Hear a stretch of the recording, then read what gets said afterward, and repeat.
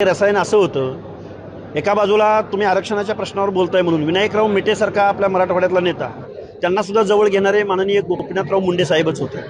शेतकऱ्यांच्या प्रश्नावर काम करणारे राजू शेट्टी असतील, सदाभाऊ खोत असतील किंवा पाशा पटेल असतील, त्यांनाही जवळ घेऊन सोशल इंजिनिअरिंग करणारे किंवा महादेव जानकर असतील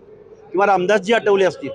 या इथल्या वर्षानुवर्षे पिढ्यानपिढ्या सत्तेमध्ये असणाऱ्या प्रस्थापितांच्या सत्तेला हादरा दिला तो लोकनेते गोपीनाथराव मुंडे साहेबांनी. म्हणून मुंडे साहेबांचा जेवढा वकूब होता, जेवढं या महाराष्ट्राच्या जनमानसावर छाप होती, म्हणजे एका बाजूला उदयनराजे महाराज आणि दुसऱ्या बाजूला ऊसतोड मजूर करणारा मजूर, हे जे काही कामगारापासून ते महाराष्ट्राच्या छत्रपती शिवरायांच्या वंशजापर्यंत सगळ्यावर छाप असणारं नेतृत्व होतं ते म्हणजे गोपीनाथराव मुंडे साहेब. त्यामुळे आज रोजी मुंडे साहेब जर हयात असले तर मला वाटतं महाराष्ट्र जे गेल्या 2-3 वर्षामध्ये जे द्वेषानं वेगवेगळ्या जात समूहांना